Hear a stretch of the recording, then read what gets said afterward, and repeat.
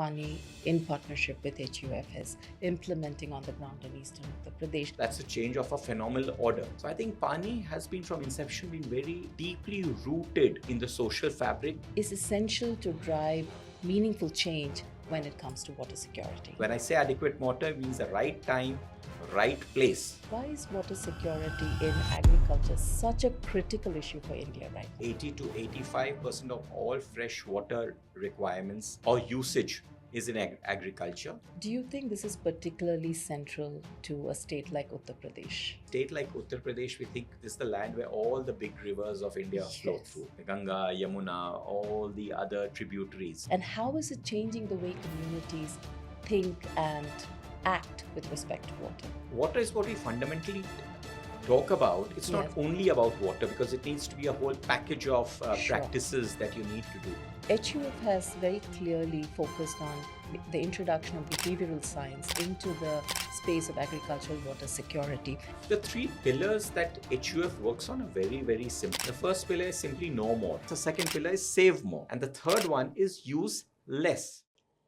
Namaste and welcome, viewers. Today we are having a conversation about a topic that rests at the heart of the global climate crisis. It is a topic that is often not explored with the depth and urgency that it demands. Yes, I'm talking about water. Water is a resource that is fundamental to life. It is also a resource that is often taken for granted. Access to clean, potable water is essential for our survival. However, its significance runs far deeper. Water sustains communities, it supports livelihoods, drives agriculture, and it underpins peace and security. However, it is one of the most vulnerable resources against a changing climate. We are already experiencing the consequences of climate change in our lives. The rising temperature, the erratic rains, the worsening drought and floods, and the steady decline in fresh water. This is not an environmental concern alone. To help us better understand these interconnected challenges and what it truly means to secure our water future, we are today joined by a remarkable leader from the not-for-profit sector who has made water security his life's work. Dr. Shraman Jha is a committed water evangelist whose leadership as the CEO of the Hindustan Unilever Foundation has brought grassroots engagement and behavioral science into the space of agricultural water security.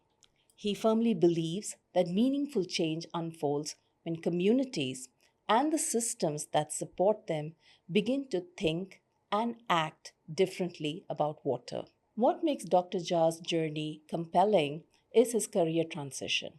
After decades in corporate leadership, he turned his focus to the development sector and water specifically, and has emerged as one of the dedicated voices in India's water security movement. Welcome, Dr. Jha.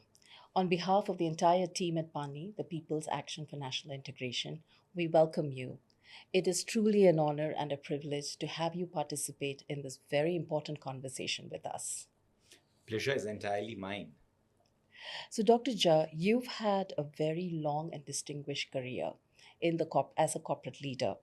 And then you made what many would consider a very bold move.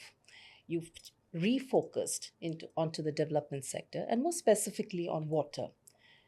Help us understand this pivot. How did this happen? Yes, you are right. I did have a very long corporate career, and it roughly started at the time that India's liberalization story started. So we saw multiple stages go through, and we were perhaps the last generation who started off with typewriters, and you see where the world has reached now. Yes. Around the time that I was touching 50 is the time that you start thinking, how else do I use the rest of my years most productively? And I had very little exposure to the broader social sector. Till perchance, I met a very senior gentleman who was with WWF, more popularly known as the World Wildlife Fund, though inaccurately so. And that set me thinking that what about the world of environment? Yes. It so happened that an opportunity opened up, and I came into the World Wildlife Fund, and that triggered off an amazing journey of learning for me because I knew honestly very little. Mm-hmm. And I thought I knew substantially. It was very humbling.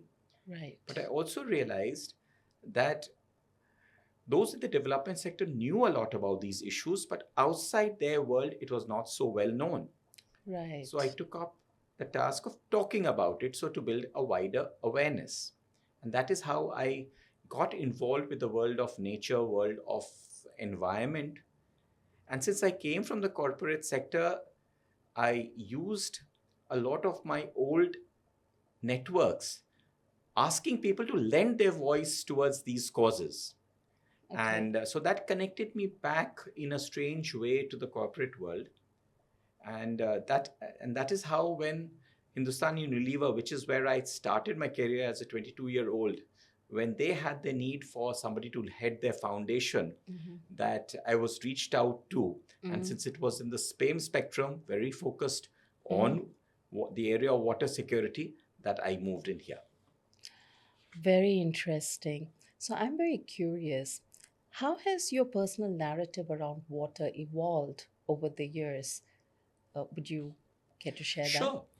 Like many of us who live in the cities and who have had a more privileged life, we've always taken water for granted. Yes. Swimming pools are there, shower baths are there, True. 24-hour running water is there. Mm-hmm.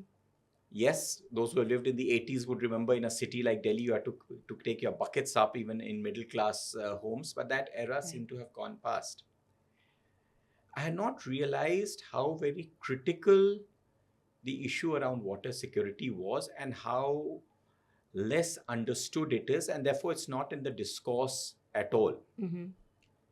It so happened that this conversation or this understanding started coming up around the same time that climate change became increasingly being talked about. Yes. And you think of it, while today everyone talks of climate change, it isn't all that long back. It's only after the COP at Paris in 2014 that it started getting talked about a little more, and in recent years, Mm-hmm. especially during the COVID break and so on, that it really picked up salience.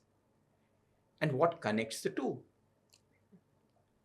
Climate change, translated into Hindi or any of the Indian languages, Mm-hmm. is very bluntly and correctly Jal, Vayu, Parivartan. Water and air change. Right. And very soon you realize that there are two sides of the same coin. Whether you call it climate change or you call it a water issue, you're essentially talking about the same as the same aspects and the same concern. Right. Okay, that's very interesting. I had not connected the dots. So why water? How did your focus settle on water? So it's so settled that the reach out that was made to me by Hindustan Unilever Foundation, Mm-hmm. and by that time I was already committed to the world of the environment. Mm-hmm. And it took me a little to realize, a few seconds to realize that all the aspects of the environment are very wide, and one can't adequately do justice to all of it. And here was a foundation which was singularly focused on water and water security, and a lot of the downstream and upstream impacts of the environment impact water. So the moment I started realizing that, Mm-hmm. and then reading up a little about it, it became amply clear to me that this is where I wanted to be. That the world is acutely stressed on water, and particularly South Asia, of course, India being by far the largest country Mm-hmm. with a largest population mass, Mm-hmm. that if this is facing acute issues of water security, then this is a place that I want to be, and this is where I want to make a little bit of a difference. A few drops matter. Right. So, was there a moment when you began to see yourself as a water evangelist, or an experience where it came home to you that water security is your life's mission? Indeed, yes. Mm-hmm. Because when I started visiting the rural areas, and you always thought of rural areas lush with water, what are the issues of water there? I had Yes. not even thought that almost 80% of all the water, Mm-hmm. fresh water, Mm-hmm. is used in agriculture and in the rural areas. And that set me thinking that if people like me who have traveled a fair bit knew so little about it, then Yes. obviously a lot has to be said about it. Yes. Then I came across the experts Mm-hmm. who, within their seminar rooms, they knew all that had to be known about water. And there was this little world of people who knew everything about water, and the huge world outside which did not know Right. enough about the concerns around water. And I Right. saw myself as an evangelist linking the two. That there is a little bit of knowledge to be picked up from here, but also so that people become aware and it's sensitized. And Yes. that often becomes the starting point Mm-hmm. of any change that may come across. I often think of two examples when I think about the role here. Yes. If we were to look at Gandhiji's famous Dandi March, Mm-hmm. all it required was a fistful of salt to awaken a nation, that it bring it into the consciousness that, my God, something has to be done. And if we can ignite that, it's a big one. Yes. And a century or two ago, think of the Boston Tea Party and a Yes. few chests of tea being chucked overboard, and it sets some motion. So sometimes there's a little bit of awakening which is required, and I felt that this was a role that I could play in helping shape the awakening. Not being an expert, being a generalist, but with an interest in the domain that I was rapidly picking up. Right.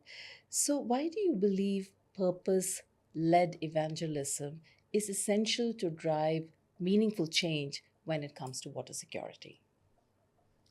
You have to feel it. Mm-hmm. Because unless you feel it and unless you experience it, and for experiencing it, you have to see what not having adequate water means. And Mm-hmm. when I say adequate water, it means the right time, right place. Mm-hmm. You live in Bangalore. A Yes. year ago, Bangalore was in the throes of a water crisis. Yes. And day before yesterday, we hear that Bangalore is drowning in water. Absolutely. Does it mean that Bangalore has overnight become water secure? No, It's not not at a all. matter of too little, it's not a matter of too much, at the right time and right place. So that you have to sense it, and that is where this part comes in, that you need to commit yourself to it and you need to Mm-hmm. believe in it. When I visited a number of villages, particularly in the more water scarce areas, Mm-hmm. I saw a sight which we see in beautiful paintings and photographs. Women with large pots of Yes.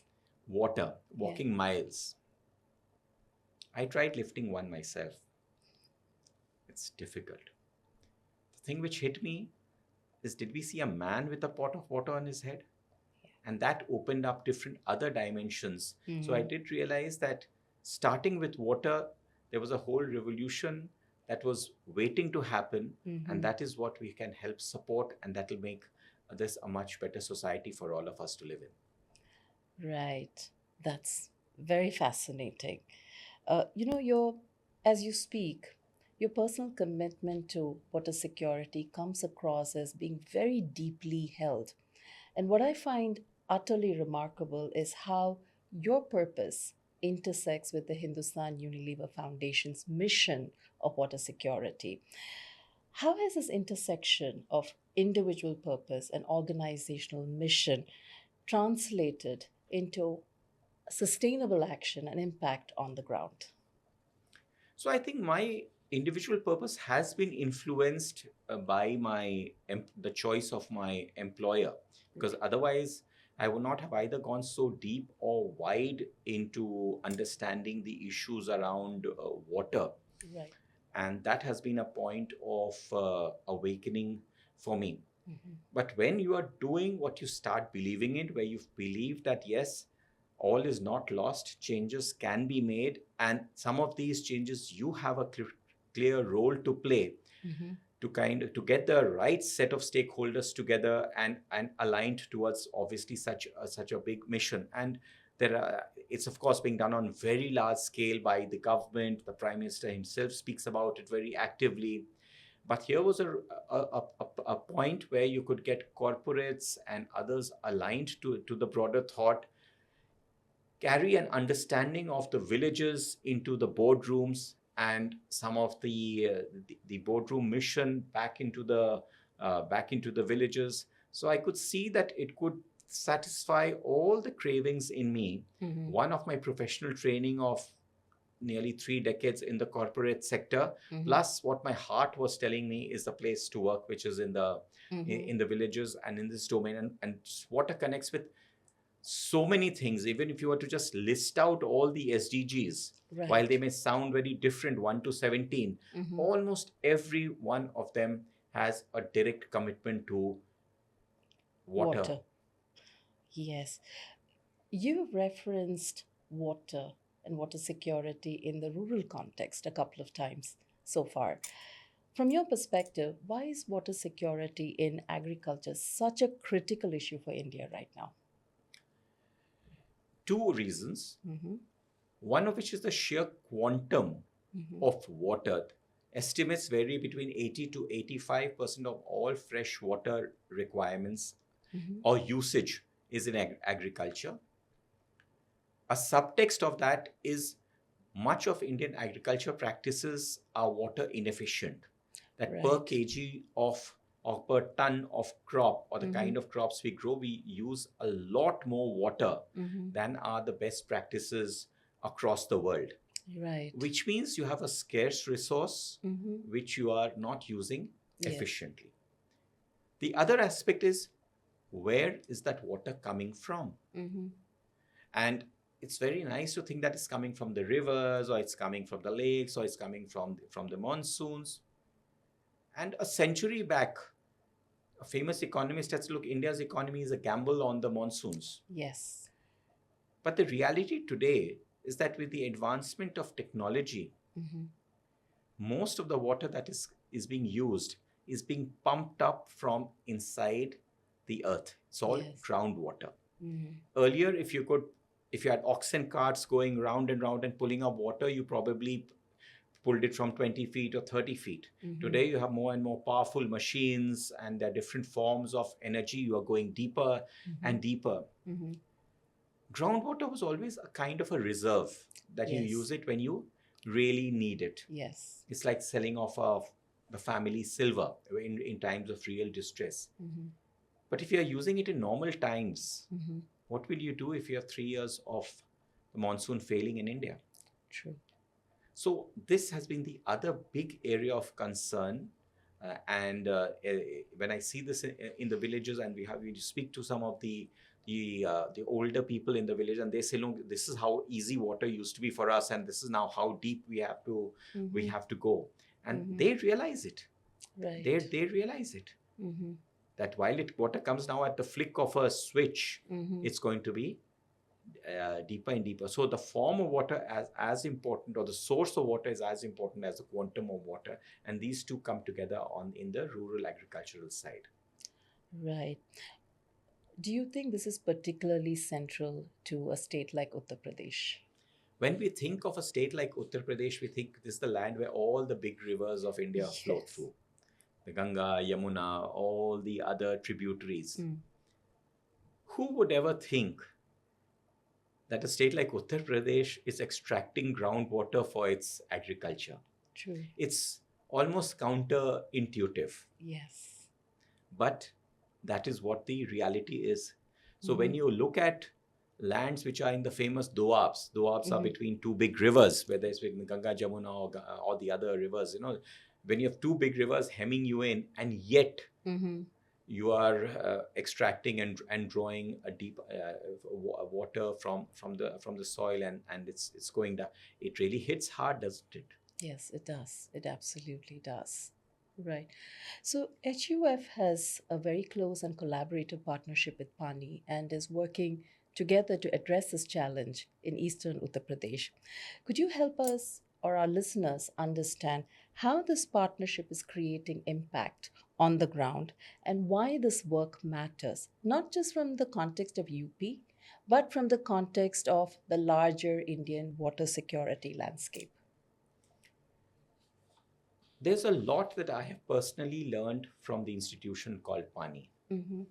In fact, one of my first field visits was to PANI, and apart from the geographical dimensions that we've talked about, I was witness to the first-hand social transformation that it has been bringing about. Mm-hmm.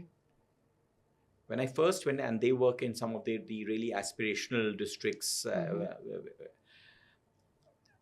they had built up a cadre of relatively young women, mean age around 20, 22 kind of thing. And almost all these young women who went around the villages and were kind of spreading good farming practices and other water conservation practices. That first year, almost all of them were being picked up by staff from the organization or by their brothers and things on their motorcycles, and they're being dropped off at the place of work. Right. Exactly a year later, all of them were on their own two-wheelers, and at least 30% of them had very clear sindoor marks. So in that kind of a patriarchal landscape, people who are willing now to not only let their daughters out, but also their daughters-in-law out. Yes. And that is such a huge change. And the villagers were talking about it with pride, that this is what she does. And in a patriarchal society, to have a young woman talking to a old wizened farmer and telling him, and the man listening intently. Yes. That's a change of a phenomenal order. So I think PANI has been from inception been very deeply rooted in the social fabric. They've understood the dynamics of Eastern UP and how it works very well, and have for decades they have been assiduously been working on it, and they were almost natural partners for us, and we've learned a lot from them. We tried to contribute and support to them in ways that we know, which we pick up essentially from our other experiences and our access to experts, and we kind of get them together. So that's how the partnership works. What you're describing sounds revolutionary. You have to see it to believe it, to be honest, if I'm right. The frontline cadre, the model that you're talking about, that PANI in partnership with HUF is implementing on the ground in Eastern Uttar Pradesh, it aimed, to my understanding, to tackle certain systemic inefficiencies in the use of agricultural water. What specific barriers is this frontline cadre or this program designed to address, and how is it changing the way communities think and act with respect to water? So while water is what we fundamentally talk about, it's not only about water, because it needs to be a whole package of practices that you that you need to do. Rekha, habits are notoriously difficult to break. Yes. Because that is how things have been done. My grandfather did it, my great-grandfather did it, and that's the way things have always been. When these programs were designed, a large part of it was around behavior change, because it's not just about increasing the supply of water in that way, but also doing things to make sure that you use it more prudently, like you would use any other valuable resource. Yes. So therefore, the right kind of cropping practices, that itself makes a huge amount of difference. Yes. And there's enough science available to support and back. And here you needed to give that confidence that it's doable. Yes. So having demonstration farms, somebody to kind of talk you through step by step through it.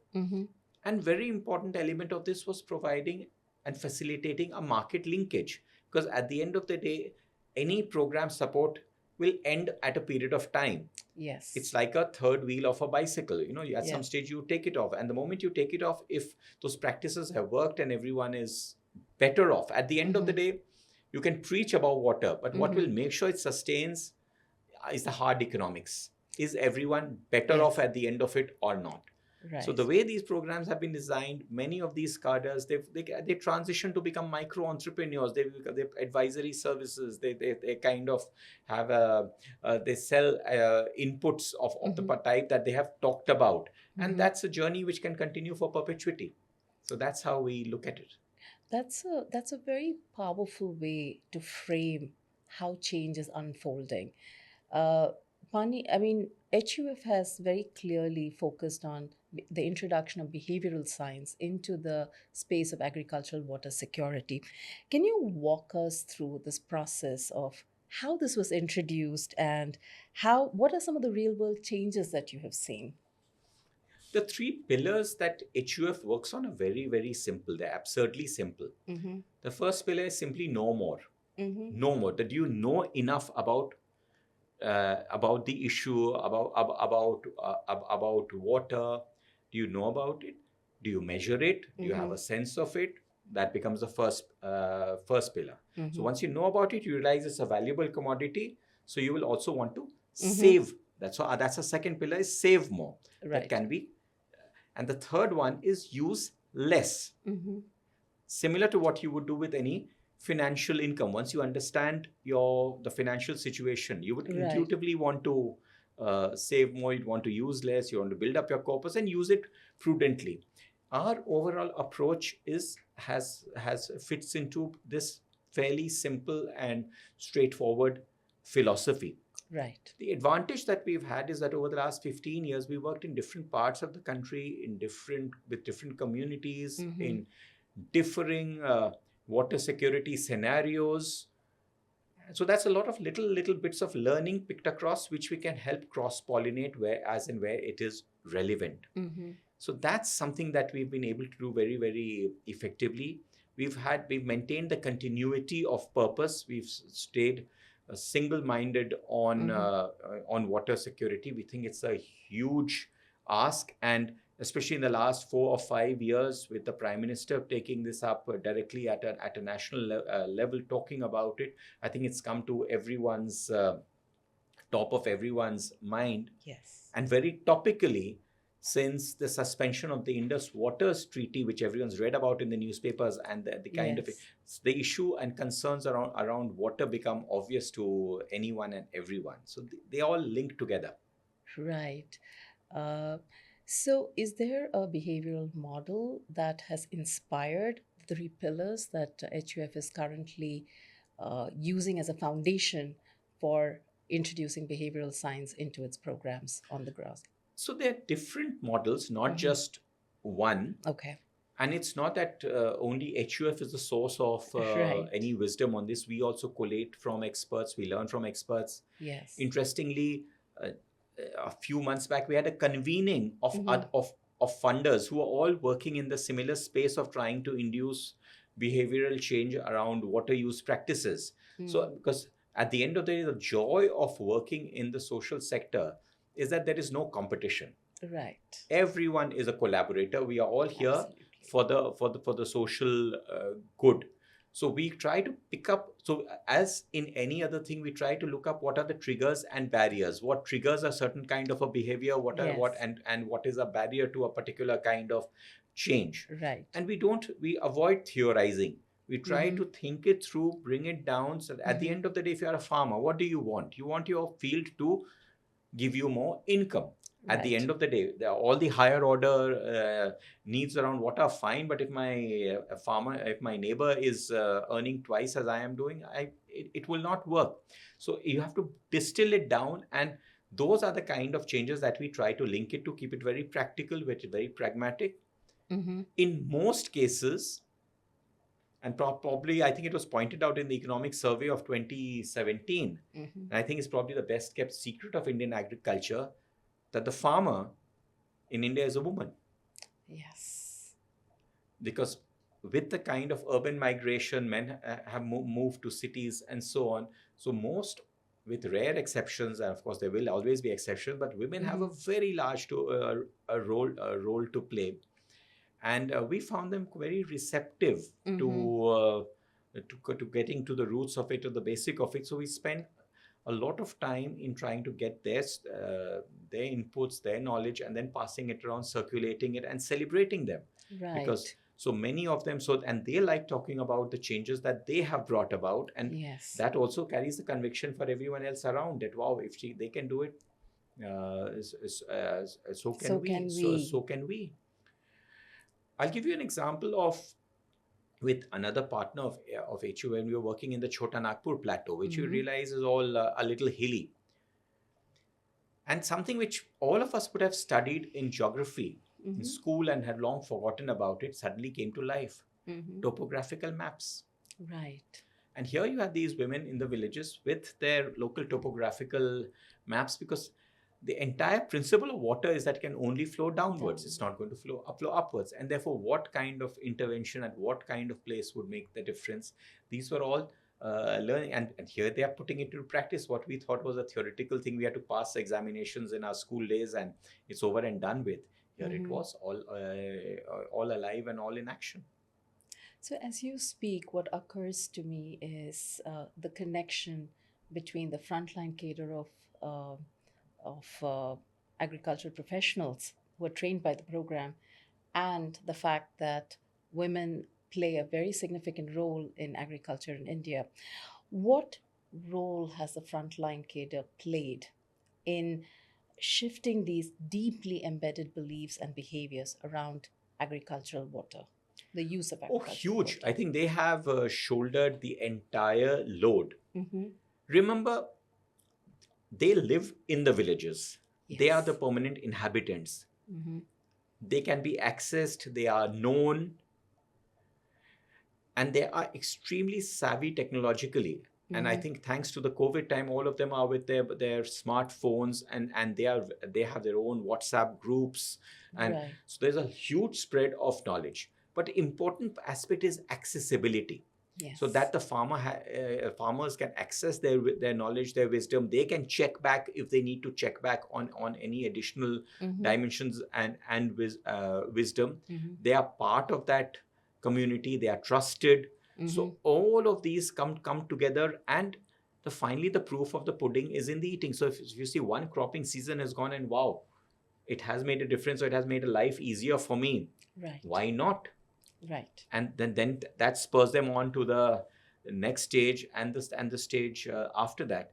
The area that you're talking about in Uttar Pradesh, Yes. being fertile, it has the kharif crop, very largely paddy, but it also has the rabi crop. Then you have the sugar cane. All of these can be very large in terms of their water guzzling. So Mm-hmm. while fundamentally changing the entire cropping pattern is a lot more difficult, Yes. but if you were to put the practices that are known, that would Mm-hmm. just help them be more efficient Yes. with that, whether it is line sowing or it's the system of rice intensification, Mm-hmm. or even for, so those are things which are known, and then that can be used, and that is being used. And it often brings out quite an aha for Right. the farmers, because at the end of the day, wow, the season is over, I've made more money, and I've probably used less effort, I've used less water, I have not consumed so much of electricity. It's a win for everyone.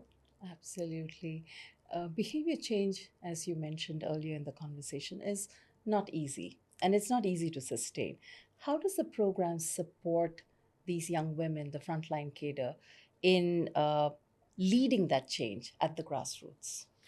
So as I mentioned before, this program is built largely on women. Mm-hmm. They are the foundational pillars. Right. So, and this is a process, incidentally, which has now been very well been codified by PANI and HUF put together, because we do Yes. realize that cadre building is not an automatic process. Yes. They have to be recruited, they have to be trained, the right kind of people. This entire thing to a very granular level of detail has been codified and is available for to anyone who is interested. Mm-hmm. So you can take this entire A to Z codified model and run with it. You can of course improve on it as you go along, but you don't have to spend your time of the trial and error which any new experience will go through. So this bit is a very significant contribution that this PANI program supported by HUF has brought, I think, to the broader sector. How Right. to set up cadres of, in particular, of young women to work in the rural sector. What's the kind of training they need? What are the Mm-hmm. kind of skills you need to look for? And I think that's a great thing that they can take and run with. It sounds amazing. It really sounds amazing. It also sounds like there is a lot of potential for this behavior change led model of work to grow. So, what is HUF's vision for scaling this model, and how do you envisage it growing going forward? We see ourselves as a catalyst, Mm-hmm. as an enabler. Right. We have never seen ourselves only as a funder. We see ourselves as a friend. We see ourselves as a partner, as a companion. And I think one of the beautiful things that have evolved for HUF over these 15 years is that all our relationships with partners, past and present, have remained active. Because Right. we may not, for example, we worked with Pani for some number of years, the program may come to an end, we'll be supporting some other partner there. I'm quite sure that the connect Yes. will continue, and that's what has happened with so many of our partners. So Mm-hmm. we see a lot of that permanence there, that they trust us, the partners, they trust us, we trust them. So there's a fairly there's a high degree of openness in Mm-hmm. what we do in the exchange of ideas. We facilitate a lot of inter-partner meetings and visits. So Okay. because somebody may be good, for example, we talked about Pani being good at building women cadres. Somebody, some other association in some other part of the country wants to do a similar thing. We say, look, Right. why don't you come over, and we set up they connect with Pani, and they go over and they learn. Similarly, Right. Pani may want to learn something about a particular groundwater practice which is more evolved in a different geography. So Right. since we have a reasonably wide network of this, our ability to connect these is huge, and that becomes a very important aspect, part of the story, or where we over. So if our vision is to remain the catalyst to spark it, because finally society and the communities will do it themselves. We Yes. try to facilitate an understanding of government and government schemes that are available, so Mm-hmm. to work together, and we are Right. not a separate body or a separate force in any way. We work together collaboratively, cooperatively, co-creating kind Right. of solutions that we need to. Right. It, as I listen to you speak, it occurs to me that what you're describing sounds like the building of an ecosystem that is cohesive, interconnected, interdependent, and collaborative, working towards a common mission of water security. Would you? Entirely, and we are just one small cog in the wheel. Right. But sometimes it's important to have a little cog to kind of Yes. get the rest of the glue on. So that part is there. It's important to be consistent. It's important to be at it. We are facing one of the biggest challenges of our times, Mm-hmm. and as people understand this, and no, I mean, you can connect it back to anything, or this broader stories, everything about climate change. You can look at the IPCC reports. What do they talk of? Extreme events. What are the extreme events? Mm-hmm. Whether it's a flood or a fire, too much of Right. water, too little of water, Yes. excess. So whichever way you see, all of these things blend together. Right. Sea water level rise with the polar ice caps melting. What will that cause? Yes. Salinization of the soil, Mm-hmm. and further contamination of your groundwater reserves. So they are not two parts. They are just aspects of the same story. Right. It just depends on where your which point what your point of view is and Absolutely. where you're watching the story from. Jal Vayu Parivartan. Jal. Absolutely. This has been such a rich and thought-provoking conversation. You've given me and definitely our viewers a lot to think about. I would love to at this point shift gears a little bit and dial back to your journey, and reflect a little bit perhaps. So, when you look back on your journey, what are some of the core insights or principles that continue to anchor your leadership and sustain your personal commitment to water as well as HUF's mission? I have always been an avid reader. Yeah. And like many of us in our growing up years, we would have read the great Indian epics like the Mahabharata and so on. Yes. There was one little story of the Mahabharata which I had never given much thought to. Mm-hmm. This is on the 10th day of the battle when Bhishma Pitama had been hit and he was waiting because he had the choice of when he would die. He was on that bed of arrows Right. and Bhishma Pitama felt thirsty. Mm-hmm. Bhishma Pitama was Bhishma Pitama. So whether it's the Kauravas or the Pandavas, everyone was running to him with their jugs of gold and so on with water. Bhishma Pitama turned his head away. He didn't want that. Mm-hmm. Only Arjun understood what he wanted. And he takes out his bow and shoots an arrow into the ground. Right. Out sprouts the water Mm-hmm. and straight into Bhishma Pitama's mouth. Yeah. Story all of us know. Yes. When I came here, I just decided to dig up some data. Mm-hmm. And I looked up the district of Kurukshetra and I looked up the Central Groundwater Board data. Mm-hmm. Not going very long back, from the year 2000 to 2020, Right. every year the groundwater level has gone down by almost a meter. Oh. Sometimes you think, what if the Mahabharata was being recreated today? Would Arjun's arrow have even reached the water source? Right.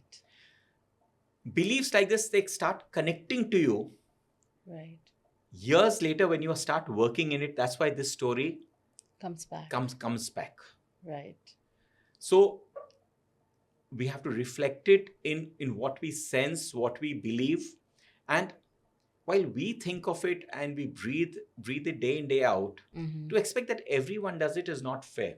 Yes. Everyone has a million other things to do.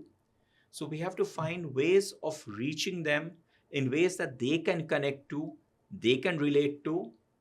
Like this story of the Mahabharata that I told you. Yeah.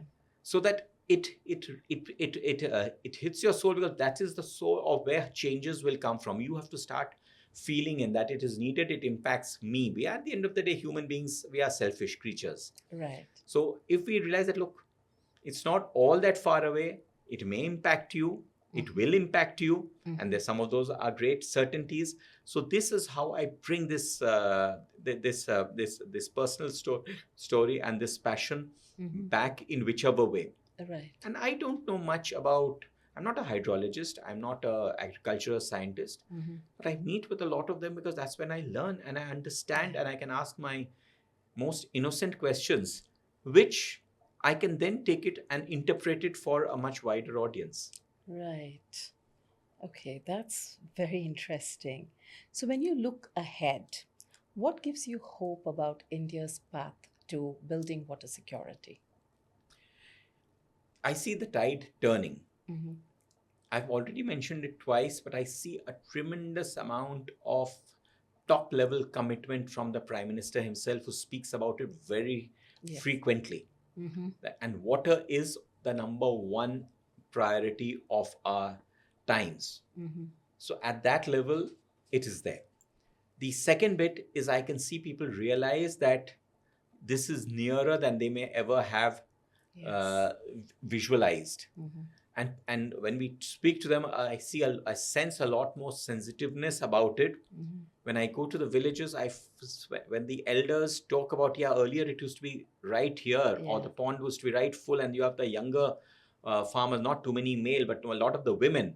And the women realize that, look, at the end of the day, the water is, that's how the social division of labor has been. Water always lands up being in the women's part of the responsibilities. Yeah. So they sense it. So I sense that purpose, I sense that mission, and I celebrate the successes a lot more than moaning about how much more there is to be done. Of course, Done. there will always be, and there should always be more to be done than what is done.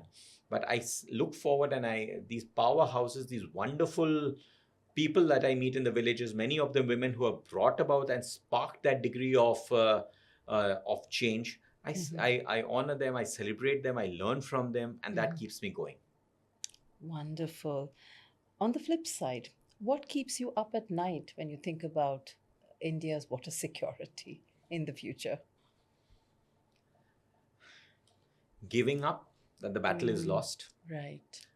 No battle is lost till it is finally lost, but giving up is a sure sign. And it's important that organizations, whether it's a PANI or it is an HUF or others, they stay the course, they stay focused on what is one of the big issues, and we also build like a snowball. You get more and more people associated with you. We collaborate a lot more. If we fail in collaboration, we lose. Right. It's important that the social sector, beautiful concept of collaboration, does not descend into competition. Yes. That what can I claim? And we've had some meetings of across organizations, and if somebody talks about but what can we claim, then I think we're asking the wrong question. Right. So we have to make sure that the conversation remains constant, correct, and we take that forward, and it's not one more game of market share that we all start playing. Right. That's a very valid point, and something that we all need to be very mindful about. For listeners based in urban India, and I come to this question because I'm dialing back to something you mentioned at the beginning when you talked about your journey of being in urban India and not really recognizing how water insecurity plays out, or the water stress plays out in different contexts. For for those of us who are based in urban India, agricultural water security can seem very distant and very removed. Why should it matter to all of us? Have you ever wondered where in your urban cities where you are getting your water from? Yeah. We are today shooting this meeting in Delhi. Right. Have you ever wondered where Delhi is getting its water from? Whether there are canals from the various rivers which are bringing it here, or the amount of groundwater that a conglomerate like Gurgaon is extracting. Yes. If you are getting it today, it's because you can pay the price for it. Yes. Are you taking away somebody else's share? And is it only a matter of time before this comes back to hit you? Is it that the rural sector will be impacted by water and you won't be? Right. It's like saying the climate change will impact this side of the road but will not impact this side of the road. Yes. These things do not happen. So raising your awareness and consciousness level is important. Doing what is possible, even in personal individual habits, is an important part of heightening your own consciousness. Right. And then as communities and collectives, do what you can do. Now we have these large apartment complexes which are coming up, and it's very heartening to see practices like wastewater, grey water being recycled, and some of these things are, and may not be a perfect solution, but it's a start. It's showing that we are thinking about that. Right. And that's a great positive way to start off with. Just remember, Bangalore may be flooded today. It can be absolutely dry tomorrow. Yes, absolutely. Very true. How can we, those of us who are living in urban settings, engage with intention and with mindfulness so that we support this effort in a very meaningful way, even from a distance? Almost all of us are on social media. Yes. And social media is willy-nilly the prime form in which awareness of anything gets spread. Use it to at least heighten awareness, whether it's on particular days like World Water Day or a World Environment Day or the heat, or at least start by you doing what you can do. Lend your shoulder. Right. lend your shoulders to a cause over which many things are dependent. Mhm. Right. Make that start. And once you do it, you will automatically get pulled into something more substantive. Right. So, finally, before we wrap, if you had to leave our listeners with, say, just three messages, three key call to actions, or three key uh, uh, messages that you want to spotlight in their awareness from everything that we've talked about, what would it be? Well, three is a big one, but first I'll start with don't allow what you cannot or you're not able to do stop you Mm-hmm. from doing what you can do. Right. As for urban listeners, what stops you from moving back to a bucket bath from your leisurely shower? Yes. That is within your control, heightens Mm-hmm. your own awareness, your family adopts it, Mm-hmm. and next step, next step, next step, it will carry on. Mm-hmm. Two, do help celebrate the stories, the positive stories where people who have made the change around this valuable resource. Celebrate the stories more than you crib about Yes. the problems and the issues. There are solutions. People have taken the effort. Celebrate those those stories.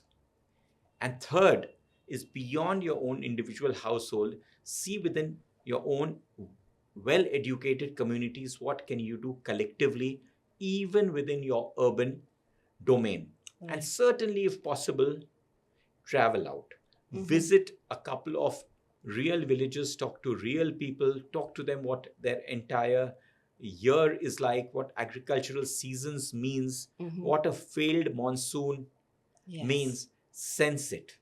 Right. Finally, that's where your loaf of bread starts from. So just Yes. go a little deeper into that very fascinating world, Mm-hmm. and there's a lot for you to discover there. Right. Dr. Jha, thank you very much for sharing your valuable insights and perspectives. Your journey and your commitment is such a powerful example of how purpose driven leadership can lead to change that is essential for a topic like water security.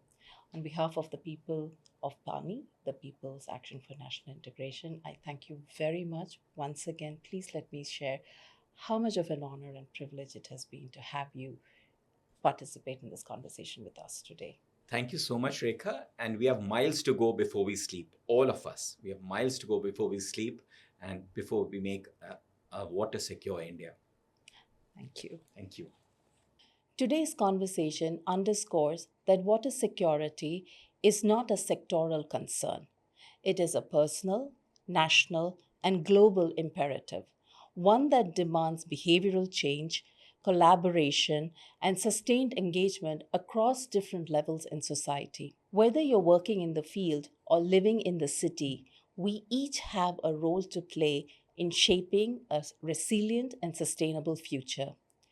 If you have found this discussion meaningful, we encourage you to share it within your network with people who truly care about our planet.